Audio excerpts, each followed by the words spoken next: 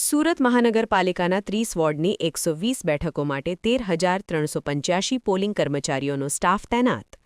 સુરત મહાનગરપાલિકાની આગામી સ્થાનિક સ્વરાજ્ય ચૂંટણી 2026 અન્વયે લોકશાહીના મહાપર્વને શાંતિપૂર્ણ અને સુચારુ રીતે સંપન્ન કરવા માટે સુરત જિલ્લા વહીવટીતંત્ર સજ્જ છે. સુરત મહાનગરપાલિકાના 30 વોર્ડની કુલ 120 બેઠકો માટે આગામી તારીખ 26મી એપ્રિલ 2026ના રોજ યોજાનાર મતદાનની પ્રક્રિયા માટે વહીવટીતંત્ર દ્વારા કુલ 13,385 પોલિંગ સ્ટાફની નિમણૂક કરવામાં આવી છે.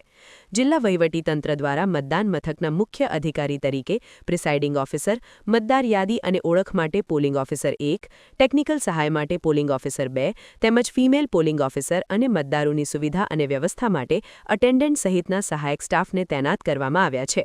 આ સમગ્ર ટીમ મતદાનના દિવસે ઈવીએમના સંચાલનથી લઈને મતદાનની ગોપનીયતા જાળવવા સુધીની તમામ કામગીરીમાં સક્રિયપણે જોતરાશે.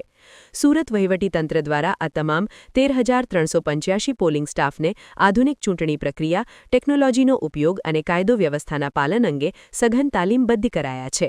મતદાનના દિવસે મતદાન પ્રક્રિયા પારદર્શક અને તટસ્થ રીતે પૂર્ણ કરવા દરેક વોર્ડમાં સુપરવાઇઝરી સ્ટાફ અને સેક્ટર ઓફિસરોનું સતત મોનિટરિંગ રહેશે.